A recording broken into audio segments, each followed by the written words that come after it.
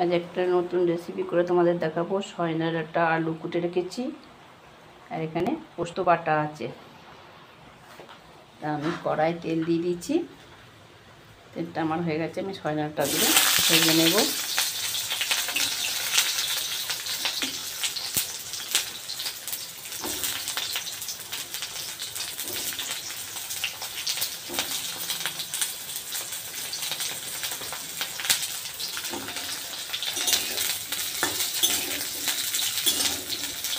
সয়না ডাঁটাগুলো আমি ভেজে নিচ্ছি।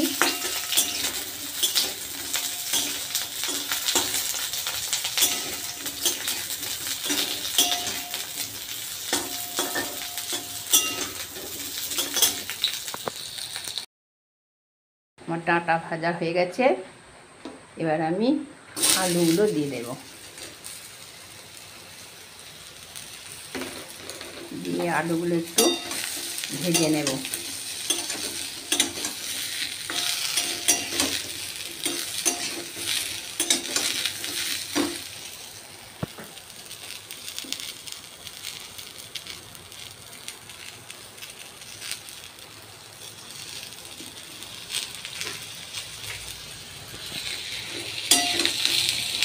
দিয়ে দিলাম,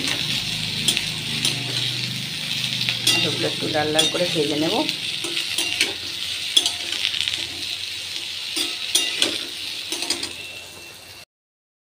আমার আলুগুলো ভাজা হয়ে গেছে লাল লাল করে। আমি এবার পোস্ত বাটার জলটা দিয়ে দেবো।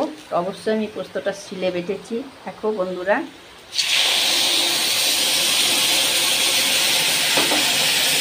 পোস্ত বাটার জলে আলুগুলো এখন সেদ্ধ হোক।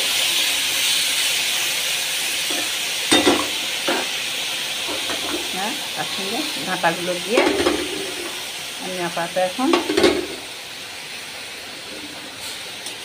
সেদ্ধ করতে দিই।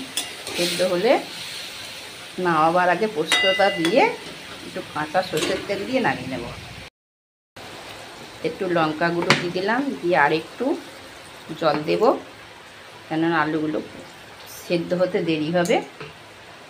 এই কারণে নুন লঙ্কা দিয়ে আলু ডাঁটা সেদ্ধ করতে দিলাম।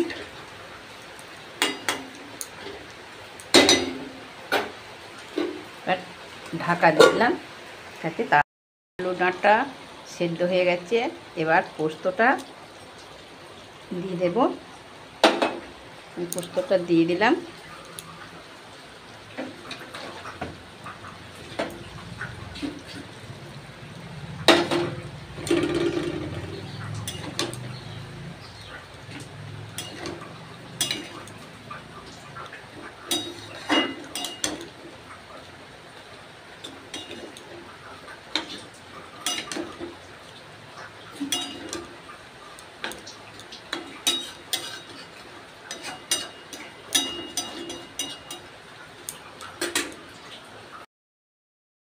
নামাবার আগে একটু সরষের তেল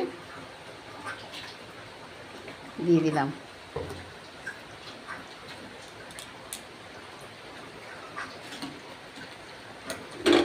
এবার নেড়ে চেড়ে নামিয়ে নেব। পোস্ততে নামাবার আগে যদি একটু সরষের তেল দেওয়া হয়, পোস্তর টেস্টটাই আলাদা হয়ে যায়। কে কে সয়না ডাঁটা আলু পোস্ত খাবে, চলে এসো তাহলে আমাদের বাড়িতে। কার কার ভালো লাগে এরকম সয়না ডাঁটা আলুর পোস্ত, কমেন্টে আমাকে বলবে। ধন্যবাদ।